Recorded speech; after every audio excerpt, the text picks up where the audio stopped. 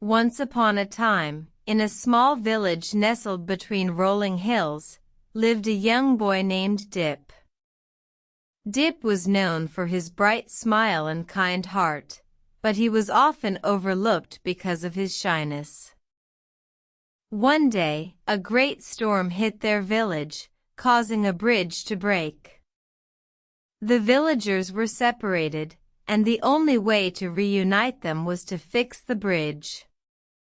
The village elder called for a brave volunteer to cross the raging river and repair the bridge. Dip, feeling small and insignificant, hesitated. He looked around, hoping someone else would come forward. But no one did. He felt a lump in his throat and his heart pounded in his chest. Suddenly, he remembered his grandmother's words, "Courage is not the absence of fear, Dip. It is facing your fear to help others."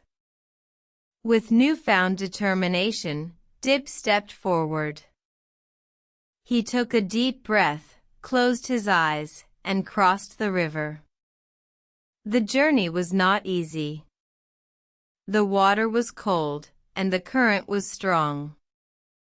But Dip kept going, driven by the thought of reuniting his village. Upon reaching the other side, Dip began to repair the bridge.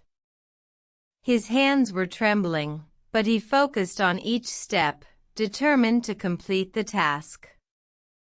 Hours turned into days, but Dip persevered.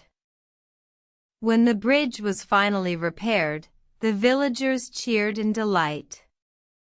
They thanked Dip for his bravery and selflessness. That day, Dip realized that he was not just a shy boy anymore. He was brave, strong, and capable. From that day forward, Dip carried himself with a newfound confidence.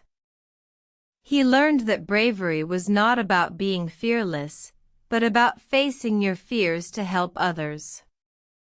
He learned that he had the power to make a difference, no matter how small he felt.